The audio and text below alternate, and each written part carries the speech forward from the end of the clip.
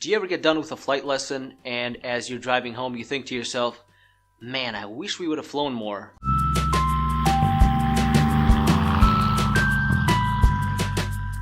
So here's a list of what we're going to cover in this video, and it's going to be in some detail. The goal is to save money, be organized, and be efficient. The very first thing is the Pilot's Operating Handbook, or POH. It's the equivalent of like a driver's manual. You know, when you buy a car, you get a driver's manual that says, here's everything you need to know about your car. Here's how you turn the radio on, the air conditioning. Here's how you push the ejection button.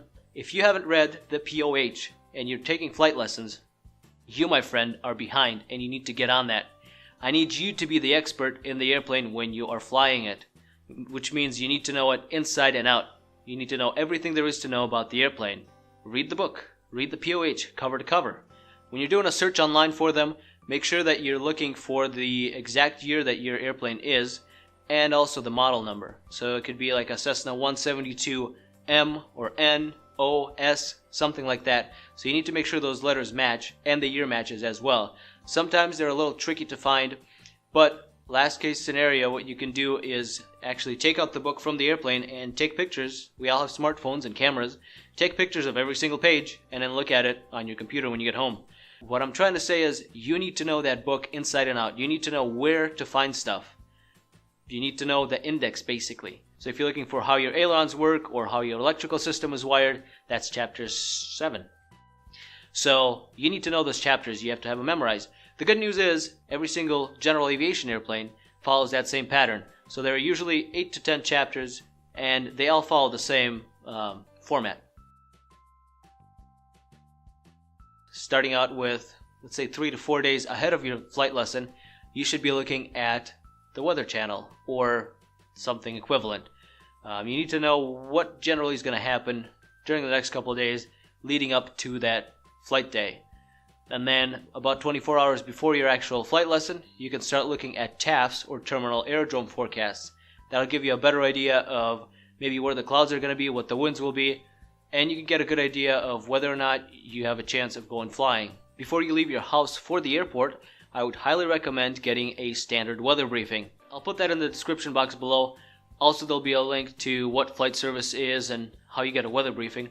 But basically, you call them up, you tell them, hey, this is where I'm flying, this is my tail number of the airplane, here's the altitude I'm going at, here's the time, here's where I'm going, and then they will take all that information, put it into a computer, and they will give you a standard weather briefing. I would highly recommend doing a weight and balance and a takeoff and landing distance calculation every time before you go flying. Now your instructor might not require you to do that. They should, because you need to know all that, especially because it can get you in trouble. If you run out of runway and let's say you run the airplane into a tree, that's a big deal. And so if you knew ahead of time that you didn't have enough runway, you probably wouldn't go flying. So you need to do a weight and balance, you need to do a takeoff and landing data calculation every time before you go flying. First of all, you'll see them on the test, on the written test, quite a bit. And then secondly, you need to know how to do it. You'll be surprised how many people don't know how to do a weight and balance. Now, depending on your school, you might have a couple airplanes or you might have just one airplane that you always fly. But you need to know the weight for the specific airplane that you're flying. Each little airplane is like a snowflake. It's special. It's got its own weight and it has its own moment or center of gravity. And so before you do a weight and balance calculation, you need to know what that number is. Weight and balance actually is fairly simple. It just kind of makes sense when you think about it. Basically, you have a weight and you also have a distance from a reference point that you're measuring. Usually in Cessnas, it would be like the firewall. This is what we call an arm or distance from that reference point or the datum. You also have a weight, and that weight has a force. And basically what you're trying to do is when you put everything in, the people, the fuel, the baggage, everything else, once you put everything in, the airplane has to be balanced within a certain window that the manufacturer gives you. And so that's all you're doing. When you're putting everything in, you're making sure that at the end of your calculation, it's within limits. To do a weight and balance, you need to find Chapter 6 in your POH and look for a form that looks something like this. And this is basically a loading form. And there will be a sample on the left-hand side usually of how to do the weight and balance. Some of the POHs you'll see will use tables, and some other ones will use graphs, but the information is just presented differently. It's the same sort of information.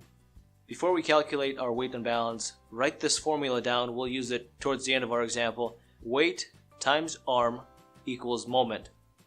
We'll start by copying the weight and the moment from the left-hand side example because I don't know the weight. Remember, this is where your actual airplane weight and moment goes. And if you look on top, it says moment divided by 1,000.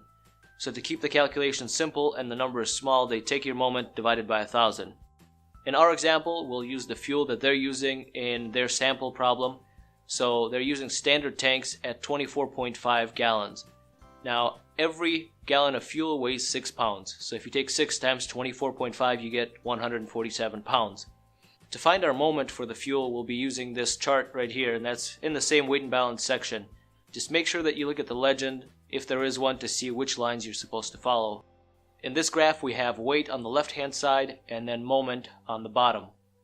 And so we take our weight of 147 pounds and we follow it until we get to the line that's 147 pounds.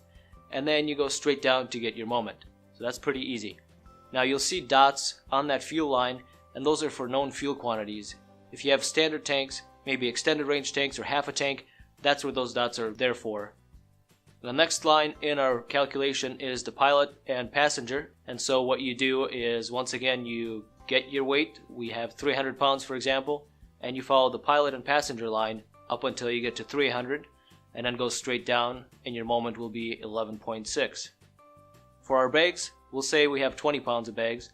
So same thing, find the baggage line, follow it, drop straight down, and we get 1.2. So if we take all our weights and we add them up, we end up with 1603. And then if we add up all our moments, we end up with 53.0. And so that's our ramp weight. And our ramp weight is the weight of the airplane before you start the engine. So what it weighs on the ground, basically. You will be using fuel for taxi, and so we'll use the numbers given, -5 and then -0.2 for the moment. Those two numbers you can't really calculate yourself, so just use what the book gives. Sometimes it's in the performance section or section 5, so you might have to look those up. But for our example, -5 and -0.2 for taxi. And that leaves you with 1598 for the weight and 52.8 for your moment, and that's for takeoff. Now once you have this number, we're going to go ahead and look at the center of gravity moment chart, and we're going to find those two numbers and see if we're within the envelope. And so if you draw the line across from 1598, our takeoff weight, and if on the bottom you find our moment, 52.8, you can draw the line and see if it intersects in the middle, and what do you know, it does. So we're within limits to take off with the load that we have. There happens to be another form in the weight and balance section, and that form looks like this, and it's another way of looking at your center of gravity. And it shows the same information as the envelope that we looked at before, but it's a little different in that you have to calculate your CG yourself. So remember that weight and balance formula I gave you earlier, the weight times the arm equals moment. The weight is 1598, the moment is 52.8. Now remember, the moment was divided by 1,000 to make it simpler to work with. So we'll actually multiply this by 1,000, that becomes 52,800. And then to get our arm, you just divide the moment by the weight. And our arm is 33.04 inches. And that's, if you actually took out a tape measure and you measured 33.04 inches from the firewall in a Cessna, that's where your CG would be for that particular flight.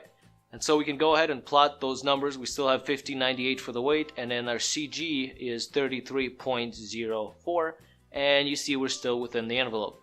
And so that's how you do a weight and balance. Chances are, if you fly with the same instructor, you take the same fuel, and your flight's usually the same amount of time, you'll probably be within those limits. I would recommend going in there and saying, hey, we're going to go flying, me and my flight instructor, in this airplane, and we're going to take one of my friends with. And are we going to be within the center of gravity limits? And then, okay, we are within limits. What if we take two of my friends? And what happens then? Are you within limits? Can you take all the fuel? So now that you have your weight, you can do a takeoff and landing data calculation to see how much runway you will need to take off and to land.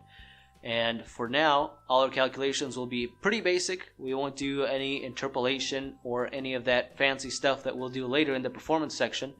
But this is just to get you looking at that chart The most important thing when you're looking at takeoff and landing charts are all the notes. So for this particular airplane, it's a Cessna 152, but they don't have any takeoff charts besides this one. And this one happens to be a short field takeoff chart. Now you won't be doing short field takeoffs on every single takeoff. You won't use flaps, and you won't have full power before brake release on most of your takeoff, so keep that in mind. Also, the notes say that you need to change your distances if there's a headwind or a tailwind, so that is something that you will need to do. For our purposes right now, we're going to use the airport elevation as the pressure altitude. We'll talk about how to determine pressure altitude in the performance section, but for now we'll use the airport altitude as the pressure altitude. And we'll say that's 2,000 feet in this example. And we'll say it's 20 degrees Celsius. You'll notice that you need a ground roll of 910 feet and a total to clear a 50-foot obstacle of 1690. So what are all those numbers? The ground roll is the distance you need from the time you apply full power and release the brakes till the time the airplane leaves the ground on takeoff. That's your ground roll. The over 50-foot obstacle is the distance required from the brakes release until the airplane reaches 50 feet above the runway. And so if you have trees at the end of the runway, this is a good number to know because that's the distance you need in order to clear those trees.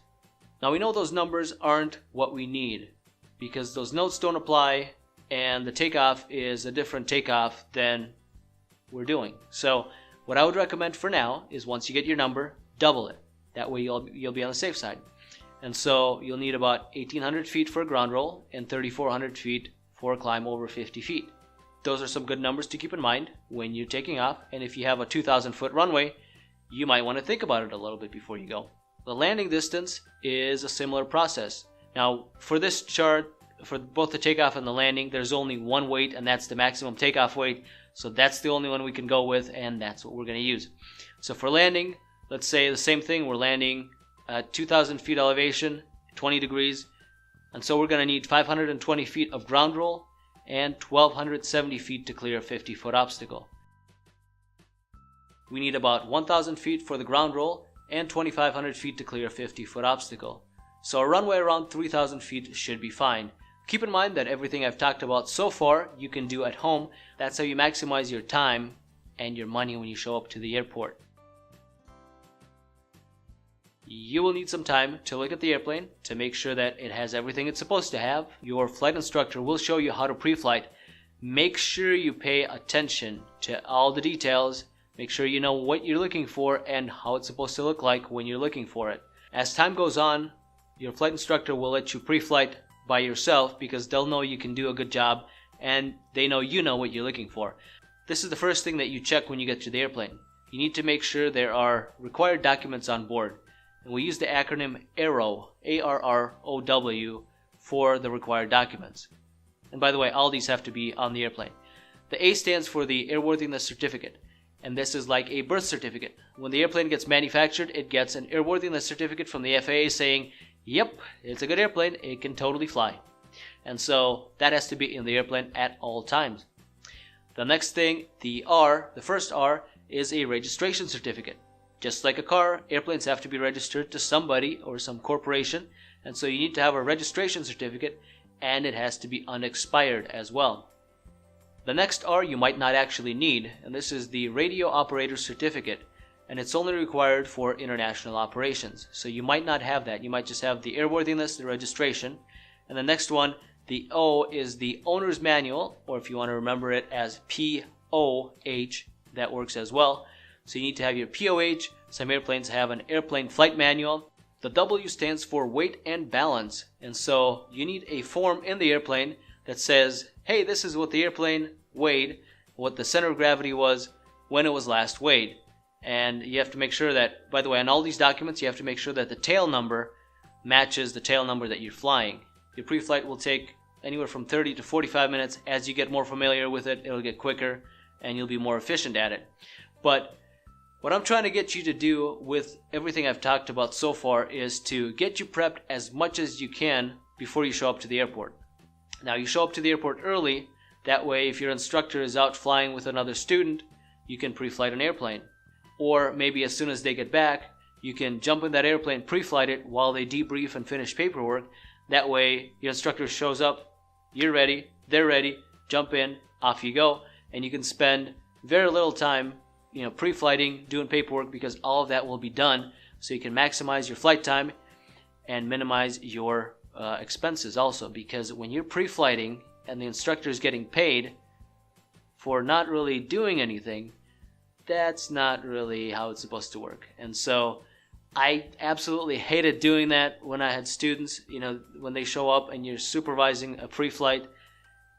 It gets a little boring, to be honest, for one, after seeing them do it 10 times. And then it's just a waste of time, my time, your time, and the money that you're putting into it to pay me to watch you. So know how to do your pre-flight. Get there early, pre-flight the airplane, get ready. Another thing with the pre-flight is, let's say you pre-flight and you notice that, hey, the airplane needs oil. We're missing, not missing, but the airplane needs a quart of oil, for example. It's a lot better to find that out like before your lesson starts, so that way you can get oil, put it in there, and then you're ready to fly, as opposed to, oh, hey, my flight lesson started a half hour ago. I just did my pre-flight, and oh, look, we need oil. And now it's an hour into your flight lesson, and you haven't even left the ground. You haven't even started the airplane. So there you go. Pre-flight. Oh, and before we move on, one last thing. There are required inspections that have to be done on airplanes, and we'll talk about them in the regulations video. Yeah, it's going to be regulations. Read your stuff before you show up for a flight lesson. Let's back up. Ask your flight instructor what you're going to do next time. That way you can get ready for next time. Airplane Flying Handbook has all the maneuvers that you're ever going to do. Yeah, for the most part. It has all the maneuvers you're going to do for your private pilot check ride. And so all the maneuvers that you'll get trained will be all the maneuvers that you'll do for the private pilot check ride. So whatever the instructor says you'll do next time, read it, figure out why, how, when, etc. And then look in the pilot operating handbook to see if there's any specific procedure. Read what it is, look in the POH, and then write down questions. Quick summary. Know your POH. Get the weather ahead of time. Do a weight and balance. Do a takeoff and landing distance calculation. Show up about a half hour early to the airport. As soon as you have the airplane available, go out pre-flight and then go fly. Have fun. Learn a whole bunch of stuff and maximize your learning, because you already have something in your head from reading all that material, and then it'll click once you go fly. And that's pretty much it. You'll be very efficient if you follow these tips. Your instructor will definitely appreciate it. Don't expect them to teach you, expect them to answer your questions. That's kind of how I look at it. You're the one responsible for all the motivation, all the learning. For the most part, they'll help you out, obviously, but you need to be the driving force behind your dream and behind your goal to get a pilot certificate. So get on that stuff. If you have questions, leave them in the comments below. Have fun, fly safe, and always keep learning. And come back for the next video. See you next time.